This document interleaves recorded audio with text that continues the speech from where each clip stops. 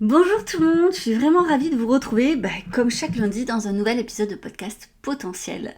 Et cette aussi, c'est un épisode un petit peu particulier, je dirais, parce qu'il est un peu plus personnel, mais je pense, et en tout cas vous me l'avez demandé, que témoigner sur ce sujet-là, et notamment de l'entrepreneuriat, peut aider d'autres personnes atypiques en fait, ou à se décider, ou à évoluer. Quand je dis se décider, parce que je sais que beaucoup hésitent à se lancer dans l'entrepreneuriat. C'est très tendance sur les réseaux sociaux, mais c'est pas fait pour tout le monde en fait. Et la question qu'on me pose souvent, c'est en tant qu'atypique, est-ce que vraiment c'est bénéfique? Quels sont les avantages? Quels sont les inconvénients? Est-ce que je me lance? Est-ce que je me lance pas? Comment je me lance? Et cette question, elle revient très très souvent. Alors, pourquoi aujourd'hui j'en parle? En fait, j'ai l'impression que c'est assez naturel aujourd'hui pour moi de parler de ce sujet. Déjà parce que ça fait quasiment 7 ans maintenant que je suis moi-même entrepreneuse. Et puis, j'accompagne aussi des entrepreneuses. Je m'explique.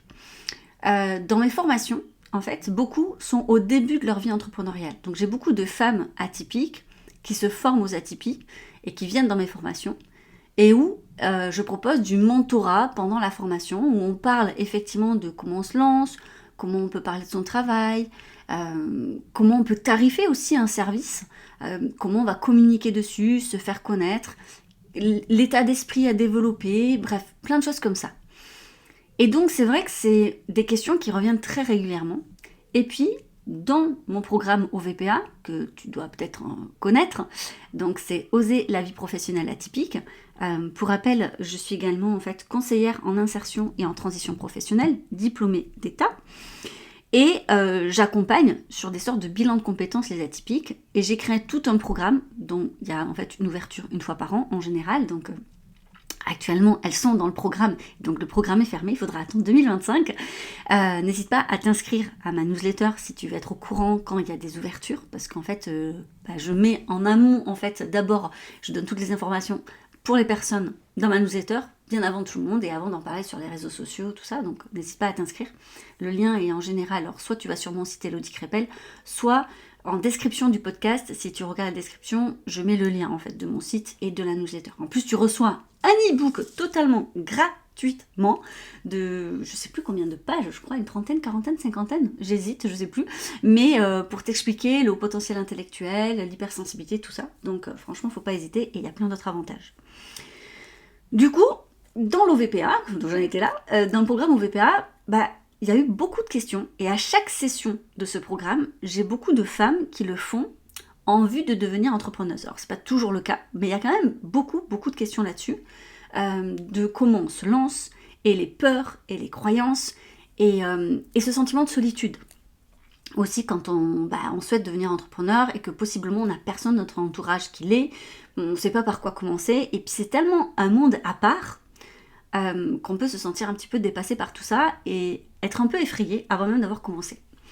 Et comme c'est un sujet qui revient souvent aussi dans mes accompagnements, je me dis il faut absolument que je fasse un épisode de podcast. Donc non, je ne suis pas coach business, non, ce n'est absolument pas mon domaine de compétence au début, mais ça l'est devenu, mon domaine en tout cas à moi professionnel parce que je le suis moi-même, donc j'ai ma propre expérience, et aussi, en fait, ce qui est intéressant, c'est que j'entremêle ça au domaine de la Tipeee. Et ça, je pense que très très peu de personnes le font, dans le sens où cet épisode de podcast, il est aligné avec tout ce que je vous apporte en fait dans mon travail, c'est-à-dire qu'il s'adresse aux atypiques. C'est-à-dire que comment on vit l'entrepreneuriat quand on est atypique, quand on est hypersensible, quand on a le cerveau en ébullition, quand on a possiblement un TDAH et donc le côté organisation, planification nous fait peur, quand on a un TSA et que le rapport aux autres est compliqué et que se dire attends, je comprends déjà pas les codes en entreprise, si en plus je dois les apprendre pour pouvoir me vendre, ça peut être un peu la panique, ou encore quand on est multipotentiel et on se dit mais je commence par quoi, bref, en gros, cet épisode il est fait pour toi. Si jamais tu as une ou plusieurs atypies, que tu te lances dans l'entrepreneuriat, que tu te questionnes si tu dois te lancer, si tu t'es déjà lancé mais qu'en fait tu n'arrives pas à en vivre et tu as la sensation que tes atypies sont un problème, bienvenue dans cet épisode de podcast. Et surtout, n'hésite pas à le partager aux personnes qui peuvent être intéressées. Voilà. Donc, comment ce thème m'est venu ? Tout simplement avec vous, en fait, avec toutes vos questions et avec tous vos retours, avec votre intérêt. Et j'avais envie donc d'y répondre à la hauteur de ce que je peux répondre, bien sûr. En fait, ça, je trouve que c'est important que je garde cette posture-là. Encore une fois, je suis pas du tout un coach spécialisé dans le business. Je sais pas s'il existe des formations pour se spécialiser dans le business, peut-être. Mais j'ai l'impression que l'expérience fait aussi beaucoup, beaucoup apprendre dans ce milieu-là.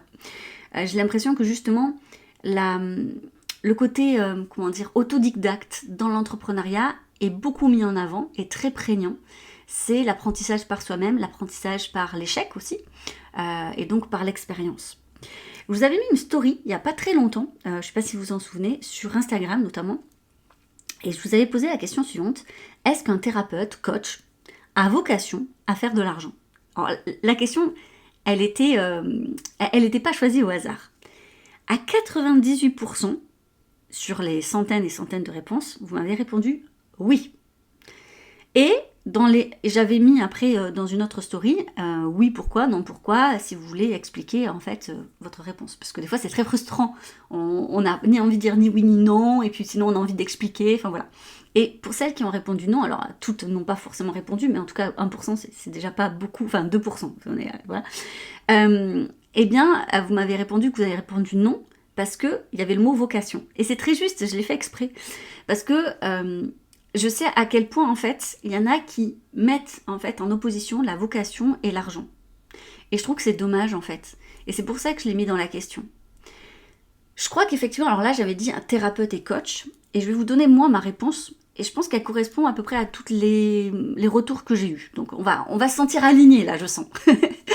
Mais là, je parlais bien effectivement de personnes accompagnants. Accompagnants, qu'est-ce qu'on met dedans? Donc les psys, les thérapeutes, les coachs, les sophrologues, les éducateurs, les profs, enfin bref, voilà. Quand on accompagne une personne vers un mieux-être, quel qu'il soit, je crois pas qu'effectivement on a vocation, quand on choisit, c'est-à-dire quand on choisit ce métier, à se dire ouais, je vais me faire un paquet de fric. Clairement pas. Je pense que les personnes qui sont dans ce milieu-là, on le sait, c'est loupé. C'est pas du tout, mais alors du tout, le genre de métier qu'il faut choisir pour se faire un paquet de fric. Mais alors pas du tout. Je pense qu'il y a des métiers où on se fait beaucoup plus d'argent et beaucoup plus facilement. Bon, et encore que je ne sais pas, je pourrais pas comparer tous les métiers, mais en tout cas, c'est sûr. Je pense que si on fait ce métier pour l'argent, ça fonctionne pas. Et d'ailleurs, c'est intéressant parce que je le vois un peu sur les réseaux sociaux, les personnes qui se lancent notamment dans le coaching, enfin voilà, qui d'un coup voilà veulent accompagner les autres. Quand la raison première est de faire l'argent, ça ne dure pas. Ça ne dure jamais parce que ils se rendent pas compte que ça fonctionne pas. Et je pense que ça se sent dans le rapport à l'autre. Moi, ça fait maintenant 12 ans, 13 ans, peut-être plus. Oh, quel âge j'ai? J'ai un petit bug là. Non, ça fait 15 ans. Oh là là, le coup de Dieu. Donc ouais, ça fait 15 ans maintenant que j'accompagne des personnes et dans des métiers totalement différents. Moi, j'ai commencé en qualité d'assistante sociale, un métier de cœur que j'aime beaucoup, sur lequel je pense que j'avais certaines frustrations de ne pas aller plus loin. C'est pour ça qu'après je me suis lancée dans des études de psychologie, en psychanalyse, tout ça. Puis après j'ai été médiatrice familiale, puis thérapeute, en psychanalyste. Puis après je me suis dirigée aussi vers le coaching, ça m'a beaucoup plu. Puis voilà, maintenant dans l'insertion professionnelle. Bon bref, voilà, j'évolue aussi au fur et à mesure, mais ça reste toujours dans l'accompagnement des autres en fait. Et ça fait donc plusieurs années maintenant que c'est vraiment spécialisé dans le domaine des atypies.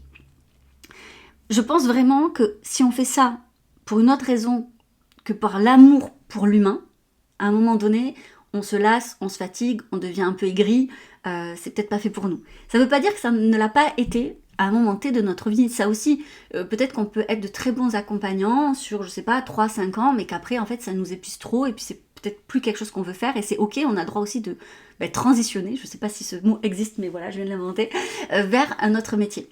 Moi, je suis vraiment pour se laisser la liberté de ce choix de changer de carrière et de changer totalement d'environnement. Bon, ça n'a pas été mon cas. Je dois bien avouer que depuis toute petite, c'est ça qui me porte. Clairement, si vous demandiez à ma mère, elle vous dirait que ma principale problématique quand j'étais enfant, c'est de me préoccuper des autres. Et on m'a pas éduquée comme ça. C'est pas... c'est pas forcément une question d'éducation. Alors peut-être qu'il y a effectivement un biais culturel, éducatif, parce que je suis une fille, je ne sais pas. Mais par exemple, j'ai jamais aimé jouer à la poupée ou des trucs comme ça. C'est pas du tout ça. J'avais une empathie, une très grande empathie pour les autres, et ça a toujours été. Très très vite, j'ai fait du bénévolat. Je me rappelle très bien qu'à 15 ans, j'ai dû demander l'autorisation du siège de la Croix-Rouge pour pouvoir faire du bénévolat parce que je n'avais pas 16 ans révolus. Bref, ça m'a toujours porté en fait. Donc, voilà, pour le moment, ça me porte encore. Voilà. Par contre, c'est vrai que quand on fait ces métiers-là, donc on est porté. On est porté par quelque chose de plus grand, par un pourquoi qui est fort. Et le souci, et moi je l'ai vu, il y a beaucoup d'accompagnants, donc je mets accompagnant parce que ça regroupe tellement de métiers différents que même s'il y a des spécificités par métier, on est d'accord, je trouve ça plus juste de regrouper cette grande famille. Mais après, on est d'accord qu'il y a des spécificités par métier, ça dépend où on travaille. Moi, je l'ai vu quand j'étais assistante sociale, c'est pas du tout pareil de travailler en institution, en entreprise. Enfin, c'est un métier tellement différent, que ça soit à l'hôpital. Moi, j'ai fait de l'inter-entreprise, donc ça n'a rien à voir avec certaines collègues qui bossaient, par exemple, à l'ASE, à l'aide sociale à l'enfance. C'est pas du tout le même métier. Pour avoir fait des stages un peu partout, on peut voir effectivement que c'est très très différent. Bref, tout ça pour dire que je regroupe dans l'accompagnant, donc m'en voulez pas si jamais je parle pas de, voilà, encore une fois, de particularité. Dans ces métiers-là, on est très tourné vers les autres. Je pense que parfois on a tendance à s'oublier, c'est pour ça notamment que dans ces métiers, on parle beaucoup dans le domaine de la santé, mais pas que, dans le social aussi, moi j'ai pu le voir. Il y a énormément de burn-out, il y a énormément de personnes qui sont en fait très malheureuses et qui en deviennent de mauvais accompagnants. Pour plein de raisons, et je ne vais pas le développer dans ce podcast parce qu'il nous faudrait 2 heures, et puis le but c'est pas de culpabiliser ces métiers-là, c'est tout un système qui est malade et qui rend finalement les accompagnants malades. Et à un moment donné, je pense que c'est hyper intéressant de switcher, se dire est-ce que c'est le métier que je n'aime pas ou est-ce que c'est finalement la situation que je n'aime pas. Et je crois que c'est aussi pour ça que certaines personnes ont envie de se lancer à leur compte. Alors il y a des pour, il y a des contre, et je crois qu'il ne faut pas idéaliser l'entrepreneuriat. Il y a clairement des avantages et des inconvénients dans tout statut, que ça soit être fonctionnaire, être dans le salariat, être dans l'entrepreneuriat, enfin voilà. Moi qui ai été justement dans plusieurs situations différentes, et même dans le milieu universitaire qui est quand même vraiment à part, je me rends compte que en fait c'est des bulles, tous ces milieux-là, c'est dingue, mais c'est des bulles avec leur propre code, avec leur propre fonctionnement, et qu'on se rend pas compte réellement du fonctionnement de cette bulle tant qu'on n'est pas dedans. Et on réapprend totalement, en fait, c'est tout un état d'esprit. Je ne sais pas comment l'expliquer, mais c'est effectivement quand on change de bulle comme ça, et quand on passe par exemple du salariat à l'entrepreneuriat, oui, c'est flippant parce qu'on a tout à apprendre. Même si votre métier de base, vous le connaissiez, vous ne connaissez pas le métier d'être entrepreneur. C'est-à-dire que, imaginons un psy qui bosse en institution et qui décide à un moment donné de se mettre à son compte, donc en libéral, c'est totalement différent. Alors, il y en a qui font le mix des deux et il y en a qui comprennent un peu ça. Mais du coup, ça peut être assez perturbant au début parce qu'on essaye, je pense, de, en fait, utiliser les codes de ce qu'on connaît. Et je vais vous donner un exemple concret, par exemple les horaires. On va se dire, je vais faire 8h, 17h. Mais en fait, dans les faits, ça n'a rien à voir et c'est peut-être même pas du tout faisable en tant qu'entrepreneur. Il y a des fois ce mythe de la semaine de 4 heures. Franchement, je vous assure que je n'ai jamais rencontré une seule personne qui a réussi en faisant que 4 heures de travail par semaine. C'est juste impossible. Peut-être qu'arriver à un certain niveau, c'est peut-être ce qu'il se permet de faire, mais en fait, qu'est-ce qu'il a mis en place et qu'est-ce qu'il a sacrifié pour en arriver là? Ça, c'est une question dont on parle jamais. Donc, moi je dis souvent, il y a une liberté effectivement dans l'entrepreneuriat qui est grisante et que j'adore et j'aurais bien du mal aujourd'hui à m'en passer. Par contre, cette liberté, elle a un prix. Elle a un coût dont on ne parle pas. Je vais vous en parler un peu plus de ça, mais peut-être pas dans cet épisode de podcast parce que j'ai tellement de choses à vous dire que j'ai pas envie que ça fasse 1 heure. Et en fait, je vous ai proposé en story, si vous aimeriez que je vous fasse un webinaire sur le sujet, il sera totalement gratuit. Et vous m'avez répondu oui à 99%. Donc autant vous dire que j'ai la sensation que ce sujet, vous avez envie que je vous en parle, justement toujours encore une fois à la lumière des atypies. Donc ça tombe bien, je vais le faire. Et ça sera le 11 mai, normalement. Je vous mets tout ça en barre d'infos. Mais le 11 mai, je crois que c'est un samedi. à 20h30, heure de France. On se retrouve. Vous pouvez vous inscrire là directement. Vous avez le lien, voilà, pareil dans la description de ce podcast. Ou sinon, je pense que vous l'avez sur mon site. Enfin, je sais pas encore comment je vais me débrouiller, mais en tout cas, si vous me suivez sur les réseaux sociaux, j'en parlerai. Donc, il sera en replay pour les personnes inscrites seulement. Donc, si vous inscrivez et que vous n'êtes pas disponible le 11 mai, ben, je vous enverrai le replay. Mais je pense que c'est important, en fait, d'en parler parce que beaucoup se questionnent.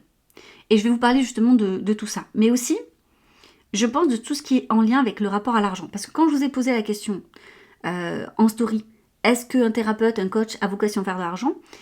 Alors à 98%, vous m'avez répondu oui, dans le sens, en fait, ça reste un métier, ça reste un travail, et en fait, on a le droit de gagner tout simplement de l'argent sur ses compétences professionnelles.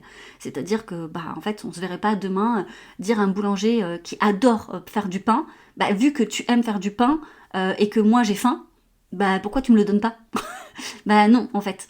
Et je pense que ça y est, maintenant, dans les mœurs, c'est vraiment acquis et on n'a plus besoin, enfin, peut-être encore besoin dans certains milieux de sensibiliser. En tout cas, au sein de ma communauté, j'ai l'impression que c'est ok. Donc, je vais pas forcément développer ce sujet-là. On va se dire qu'on est d'accord, voilà. Donc, on a le droit de faire de l'argent. Et là, par contre, on touche effectivement un petit point sensible, c'est de l'argent. Oui, mais combien? Et il y en a beaucoup qui ont eu cette honnêteté de le dire, et j'ai trouvé ça super chouette de dire, oui, faire de l'argent, d'accord, mais bon, il faut être raisonnable. J'ai trouvé ça hyper intéressant. C'est quoi être raisonnable? C'est hyper subjectif, en fait. Peut-être que certaines personnes se disent, au-delà de 3 000 €, non, quand même, hein, là, c'est peut-être un peu trop d'argent. D'autres dire, 10 000, je veux bien, mais pas plus. D'autres, je sais pas, moi, 100 000. Enfin, voilà, on peut aller encore plus loin, quoi. Donc, c'est quoi être raisonnable? Et en fait, pourquoi il y a cette notion de raisonnabilité, je sais pas, de raison. Aujourd'hui, hein, j'invente des mots, je crois. De raison dans la notion d'argent. Et là, moi, je vais vraiment être totalement transparente. Hein. Cette notion d'argent, j'ai beaucoup dû travailler dessus. Et je me rends compte que dans le milieu justement de l'accompagnement, parce que il y a quand même un don de soi, et parce que souvent on fait ces métiers, comme je le disais, par envie, et parce qu'on croit dans l'humanité, dans ce qu'il y a de meilleur dans l'humain, parce qu'on a envie d'aider les gens à dépasser certaines difficultés, parce que il y a une empathie, une compassion naturelle. On se permet pas, en fait, de mettre la notion d'argent dedans. Dans nos formations, déjà, c'est pas bien vu. Dans ces milieux-là, c'est pas bien vu. Et je me suis rendu compte que tant que je voyais ça de manière négative, ça allait pas forcément m'aider à faire de l'argent. Sauf que moi, je suis le seul revenu de ma famille. J'ai 4 enfants, je vis au Royaume-Uni. Clairement, si vous parlez d'inflation, en France, au Royaume-Uni, c'est pire. La vie est extrêmement chère. Je serai en France, j'aurai certainement des aides de la CAF parce que j'ai 4 enfants. J'en ai pas du tout ici, c'est peanuts. Mon loyer est exorbitant, enfin, tout est vraiment très cher. Mais bon, je sais pourquoi nous restons ici. Et voilà, sauf que ça m'a en tout cas confrontée à une réalité. Hein. Et genre, je n'ai pas eu le choix. Je me suis dit, là, soit j'augmente mon revenu, soit on est obligé en fait de partir et de pas pouvoir rester là. Et on avait envie de rester. Donc, je me dis, en fait, qu'est-ce qui bloque? Qu'est-ce qui fait? Pourtant, je travaillais comme une folle, je comptais pas mes heures, je commençais très tôt le matin, je finissais très tard le soir, sans week-end, sans vacances, tout en m'occupant de mes enfants, puis on faisait de l'instruction en famille, donc bref, c'était très difficile. Et en fait, j'ai mis à un moment donné le doigt dessus, et je me suis rendu compte que mon état d'esprit, ce qu'on appelle souvent le mindset, n'allait pas du tout. C'est-à-dire que j'étais une très bonne accompagnante, enfin, sans me jeter des fleurs, mais en tout cas, même si, allez, je suis persuadée qu'il y a des gens qui ne sont pas satisfaits de mon travail, et il y en aura toujours, dans l'ensemble, je pense quand même que ça va. D'accord. En tout cas, j'ai envie de dire, j'ai déployé beaucoup d'efforts et de compétences sur mon métier d'accompagnante. Par contre, en qualité d'entrepreneuse, ça n'allait pas. Je n'ai pas su développer cet axe-là parce que j'étais bloquée. J'étais bloquée sur qu'est-ce que c'était l'argent, qu'est-ce que c'était le marketing, que de toute façon, je vais te dire, de toute façon, moi, je ne sais pas me vendre. Mais en fait, ça, c'est pas un bon mindset. Parce qu'en fait, un bon mindset d'entrepreneur, qu'est-ce que c'est? C'est se dire, je ne sais pas faire? Ok, j'apprends à le faire. Point. Et quand je me suis mis face à cette réalité, je me suis dit, mais en fait, arrête. Arrête parce que c'est toi, toute seule, qui te mets des barrières. Et je crois que c'est hyper auto-thérapeutique l'entrepreneuriat, mais genre vraiment, parce que on est un petit peu obligé à un moment donné de se dire, en fait, tu ne peux compter que sur toi. Donc soit tu réussis par toi-même, soit si t'échoues, c'est à cause de toi. Point, c'est tout. C'est tout. Alors oui, il y a toujours une part de chance et je suis la première à dire que on n'a pas la maîtrise de tout et qu'on peut pas dire que on arrive tous avec les mêmes compétences et les mêmes chances. C'est pas vrai. Je pense que les personnes qui ont justement dans leur entourage des entrepreneurs, ils partent avec un bon coup d'avance. Parce que ils peuvent palper un peu les difficultés, ils peuvent tirer parti des expériences des autres, et c'est pour ça qu'on dit souvent que c'est bien de s'entourer d'autres entrepreneurs, déjà d'entrepreneurs qui ont potentiellement qui sont au même niveau que vous. Moi, je sais que, en fait, je pense souvent à mes collègues illustratrices et amis avec qui j'ai partagé mes débuts. Même si on n'était pas du tout dans le même milieu, on s'est énormément soutenu. C'est-à-dire que c'était des échanges tous les jours. Et j'ai une gratitude infinie d'avoir trouvé des personnes comme ça parce qu'on avait des valeurs similaires. Et finalement, même si on n'était pas dans le même milieu, on avait des questionnements similaires, des problématiques similaires. Et ça nous a énormément aidé à passer le cap de ces premières années qui sont difficiles.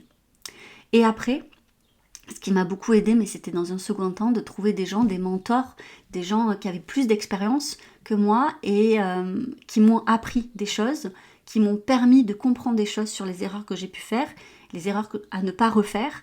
Et ça, c'est très formateur aussi. Donc, puis j'ai beaucoup lu, beaucoup. Bref, j'ai énormément à partager. Et sur ces 2 dernières années, ça s'est vu parce que mon chiffre d'affaires a augmenté, mais de façon considérable.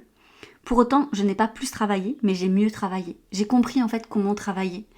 Et la qualité de mes accompagnements sont toujours, j'allais dire aussi bons, mais bon, c'est subjectif, mais en tout cas, j'ai pas plus de mauvais retours ou quoi que ce soit, non, pas du tout.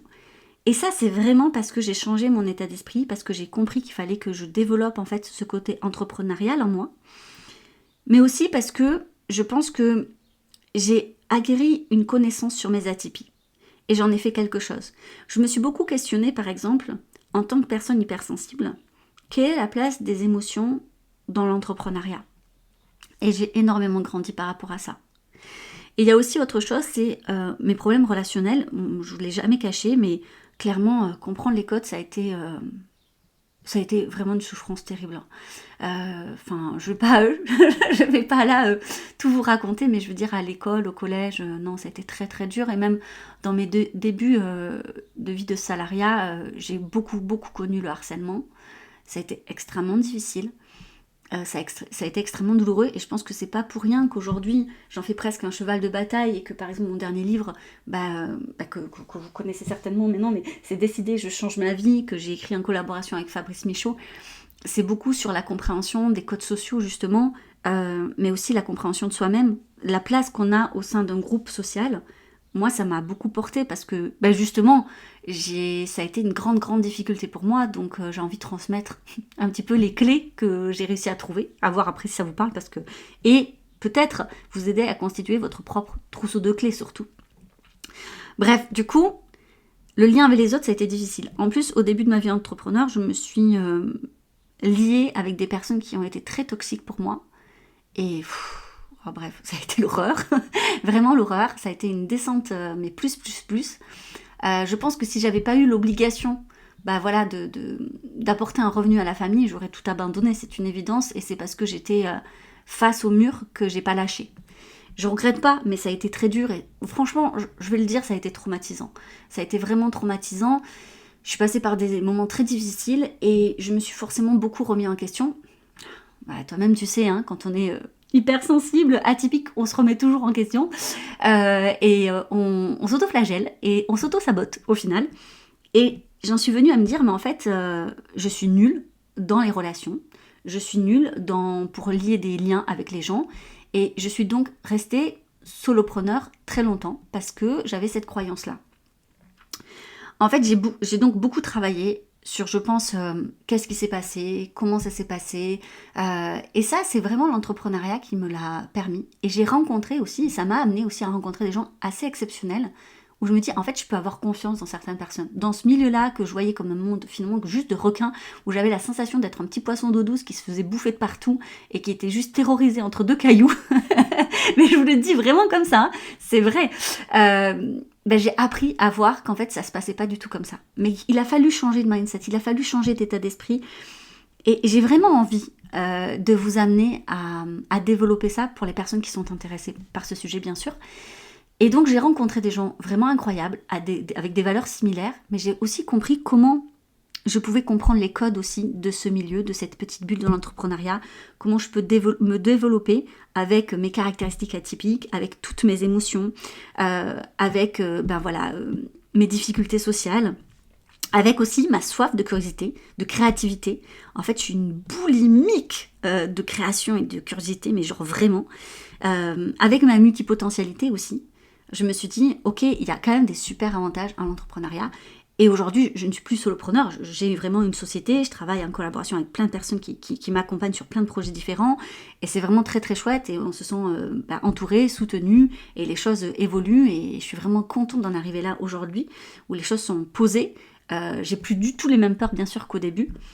Mais les choses, en fait, évoluent sans cesse. Et c'est ça qui est assez extraordinaire, c'est que autant c'est extrêmement stimulant, autant parfois ça donne un peu le vertige, tant en fait l'entrepreneuriat, on a la sensation que c'est jamais de fin, il n'y a jamais d'acquis, on doit toujours tout se réinventer, on doit toujours tout réessayer. En fait, on va d'échec en échec, et des fois il y a du succès. Et du coup, ça nous apprend à vraiment apprécier l'échec. Alors, je dis ça, mais c'est pas toujours facile quand même, hein, faut être honnête. Mais ça nous apprend à avoir, encore une fois, un autre mindset. C'est ce qu'on appelle le growth mindset. Je fais un gros clin d'œil aux personnes de l'OVPA parce qu'elles savent de quoi je parle, c'est-à-dire l'état d'esprit de croissance. C'est comment on passe du fixed mindset au growth mindset. Bref, c'est hyper intéressant, mais c'est pas que ça. Et encore une fois, bon, je vous ai livré, voilà, je veux pas faire un trop long épisode podcast, que vous savez que j'essaye de faire court, mais je pense que c'est important de se rendre compte que nos atypies sont pas forcément la difficulté. C'est pas... En fait, je pense que c'est important de vous dire que justement, elles peuvent être un atout dans votre vie d'entrepreneur. Je vais essayer du coup, pendant le webinaire, de vous faire passer un petit test comme ça, pour que vous puissiez vous caler sur où est-ce que je me positionne, où est-ce que j'aimerais me positionner, et vous donner des petits tips, voilà, et vous proposer certaines choses pendant ce webinaire. J'ai vraiment hâte de vous le proposer, donc n'hésitez pas à vous inscrire. Si tout cet épisode vous a parlé, parce que il s'agit de quelque chose de très personnel, donc ça peut pas parler à tout le monde, mais si ça vous parle, ben rendez-vous le 11 mai pour le webinaire. Si jamais vous écoutez cet épisode de podcast le 11 mai passé, ben j'en suis désolée. Je referai peut-être un webinaire, je ne sais pas encore, hein, on verra comment se passe le premier, honnêtement. Mais j'espère quand même que cet épisode de podcast vous a peut-être rassuré en fait, sur des peurs, sur des croyances. Sachez que si je suis passée par là, déjà je suis loin d'être la seule, mais c'est que c'est possible en fait de réussir avec tout ça. Avec tout ce package qu'on a l'impression que c'est lourd, c'est fatigant, c'est crevant. Donc si il y a des choses à retenir de cet épisode, le premier c'est normal d'avoir des peurs, c'est normal en fait d'avoir beaucoup de croyances, c'est que l'entrepreneuriat c'est une bulle comme en fait les autres milieux, les autres statuts, une bulle qui a des avantages et des inconvénients, c'est-à-dire qu'il ne faut pas idéaliser le truc, mais il ne faut pas non plus en avoir peur, en fait tout s'apprend. Et donc effectivement, tout s'apprend, si on ne sait pas faire, ben ça s'apprend. Donc c'est aussi une question d'état d'esprit, de développer cet état d'esprit, que c'est important de se rendre compte que nos atypies, oui, ça peut être compliqué, mais oui, et surtout oui, on peut en faire de super compétences et on peut s'épanouir dans ce milieu entrepreneurial, et ça c'est top, mais qu'il ne faut pas être seul. Que justement une erreur, et je pense que les entrepreneurs qui ne s'en sortent pas et qui finalement c'est très difficile pour eux, c'est parce qu'ils n'ont pas su bien s'entourer, ils n'ont pas su trouver l'aide nécessaire. Donc j'espère vraiment que le webinaire sera une aide en fait en plus, soit parce que vous vous interrogez à savoir si vous devez vous lancer, soit parce que vous êtes lancé et que ça devient un petit peu compliqué, que vous vous sentez seul et que vous avez la sensation que vous n'allez pas y arriver et que vous avez cette crainte-là, le webinaire est là pour vous. Voilà, je m'arrête là. Encore une fois, n'hésitez pas à me faire un retour. Je suis hyper curieuse de savoir si vous avez aimé cet épisode, si vous en voulez d'autres aussi sur le sujet, pourquoi pas. Je sais pas encore si jamais j'en parlerai plus que ça, mais ça peut être intéressant, ça dépend le nombre de retours en fait. S'il y a beaucoup de retours, je me dis bon, c'est que potentiellement il y a quand même tout un public intéressé. Et je vous donnerai pendant le webinaire aussi une bibliographie et même des podcasts que moi j'ai écoutés qui m'ont beaucoup aidé en fait. Donc sur tous ces sujets-là. Et bien sûr, je vous souhaite une bonne semaine. Vous n'hésitez pas à noter le podcast hein, qu'importe où vous l'écoutez, c'est hyper important. Si vous êtes notamment sur Spotify, en fait, vous pouvez pas noter chaque épisode. Il faut aller sur le podcast et vous avez les 3 petits points et il y a effectivement évaluer en fait le podcast. On peut pas évaluer d'épisode à épisode, mais vous pouvez laisser un commentaire sous cet épisode. Voilà. Et selon le nombre de commentaires, je verrai si effectivement c'est intéressant ou pas de développer le sujet. Vous pouvez aussi me faire un retour sinon sur Instagram avec grand plaisir. N'hésitez pas à le partager en story auprès de vos amis. Enfin bref, voilà. N'hésitez pas, ça donne de la visibilité à ce podcast et c'est grâce à vous qu'il continue à exister. Donc un grand merci. Bon, sur ce, je m'arrête là. Je vous souhaite une bonne semaine et je vous dis à bientôt pendant le webinaire. En tout cas, j'espère. Voilà. Bye.